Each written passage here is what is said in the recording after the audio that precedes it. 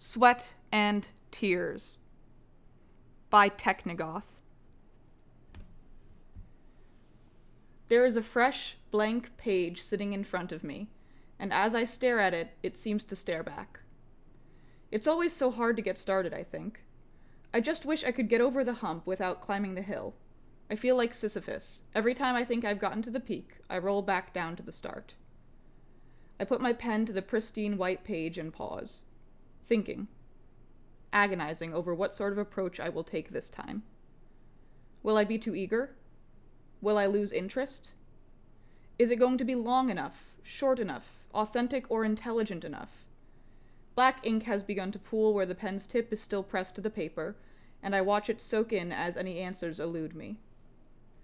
Still, there's no way to break the block other than to just start writing, directionless or otherwise. There is a girl, sitting in a room.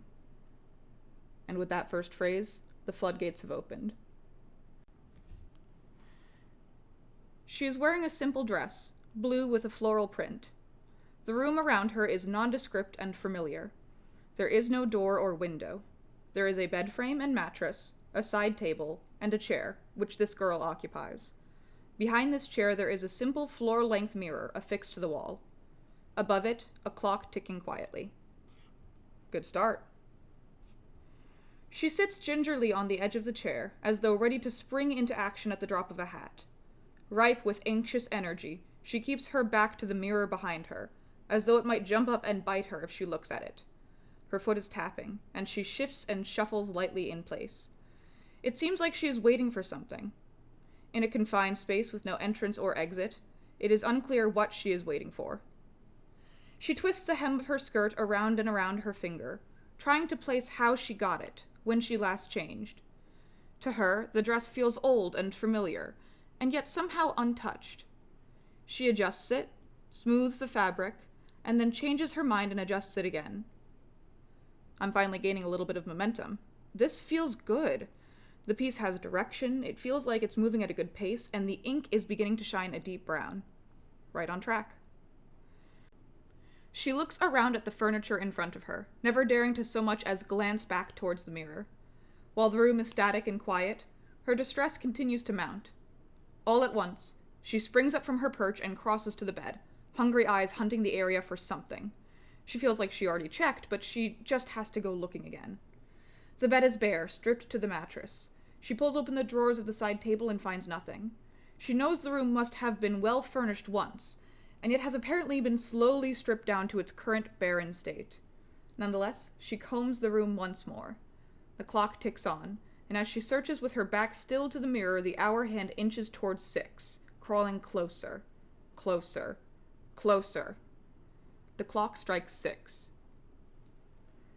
I take a moment to crack my knuckles and shake my head, but only a moment. The ink is getting fresher and fresher, and I don't want to waste a drop.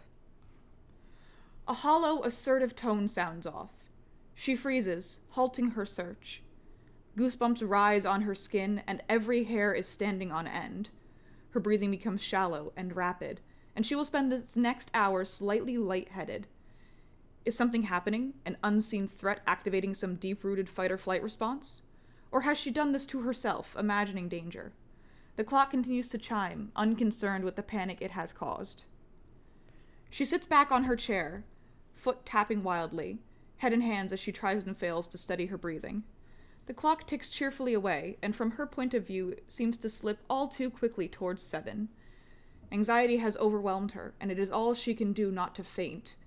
She stands again and crosses to the mattress, sitting gingerly on the edge. Craning her torso, twisting away from the mirror as fully as possible, she ponders her situation, combing through her memories for a start, trying to recall what landed her in this strange experience, racking her imagination for an end, trying to think of how she could escape that ticking clock, as well as the mirror. Nothing comes to her, and eventually she allows herself to lay down. The anxiety has drained her energy, and in spite of the unanswered questions circling her head, she is able to doze off. The clock strikes 7. She awakes with a start and is immediately racked with pain and discomfort. Her unfortunate breathing and the physical toll of this new hour have rendered her dizzy and confused, struggling to think clearly. Her arms ache, sore with every little motion and tender to the touch. Her legs have fared no better, raw skin stinging against the cool air of the room. She feels like she sat on a landmine or a dagger, and sitting up agitates her lower abdomen terribly. It's like something is trying to claw its way out of her core, and although the pain is placed low and limited in reach, it is still uniquely impossible to ignore. She cries out and discovers that her throat was not left out of the destruction. It feels tight, raw, and she realizes it must be nearly swollen shut. She can still breathe, but just barely. It is clear that the danger she sensed was very real, although unclear if she could have done anything about it. She rolls out of bed and falls to the floor on her hands and knees. The impact hurts. Everything does in this hour. After a moment, she comes up to a sitting position, facing away from the mirror. I write fervently, my pale hand dragging across line after line of copper-colored text, shining bright and wet against the light. She finally turns and glares at the mirror from the corner of her eye, her reflection out of sight. Its cold sheen seems to heighten her discomfort, as she groans and shifts in response to her new injuries. Her mind is foggy, thanks to the toll the clock is taking on her, and as she moves, a distinct irritation begins cutting through the haze. How dare the mirror stare at her like this? How dare it confront her? What sort of a cocky, domineering piece of furniture is this to threaten her so? She stands slowly, swaying slightly. She'll show this thing, this ridiculous thing. The clock ticks closer and closer to 8 as she approaches the mirror, drawing her dress up over her body.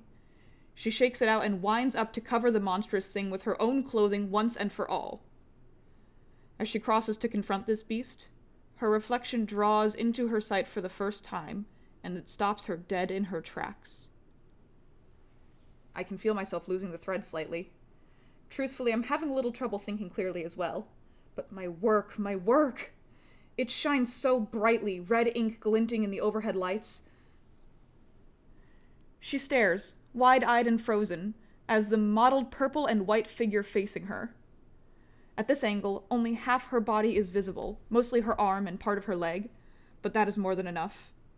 Crescent-shaped bruises pepper her arm, and as she watches, teeth marks appear and dig deeper and deeper into her flesh.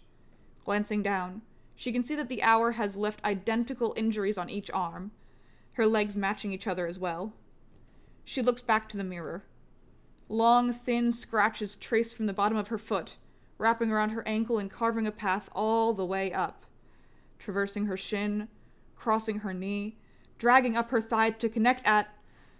She looks away, shifting out of sight of her own reflection, but not before she glimpses the long, thick mark encircling her neck, which she's certain is growing darker by the moment. She shoves her head back into her dress and once again puts her back to the mirror, searching desperately for a way to hide it. Her bleary eyes comb the barren room once again as the grip on her neck tightens and the bite marks begin to draw blood. She is running out of time. She is running out of ideas. The clock is about to strike 8. I'm so dizzy now, and my pen is gushing faster than I can keep up with. My vision blurs, and I can feel my center of balance shifting far too much for comfort. But I simply can't stop now, not so close to the end. Just a little further. She is still searching as the blood begins to drip down her arms and onto the floor, identical tracks tracing down her legs. Finally, desperate, exhausted, she lunges towards the bed and rips the mattress off. Although she is barely able to stand herself, she somehow manages to drag the unwieldy thing across the room. With the last dregs of her energy, she stands the mattress up against the mirror, leaving smeared red handprints behind. She sinks, triumphant, and crawls back to her chair to rest. As she climbs onto the seat, bruised and bleeding steadily, the clock strikes 8.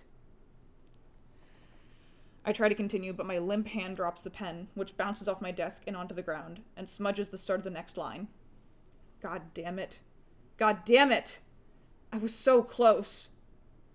I slump out of my own chair and crawl my way onto my own bed, crossing my cluttered, cozy room in the least efficient way possible. I rise briefly, only to flop face down onto the mattress and immediately fall into a deep sleep. I wake up, eventually.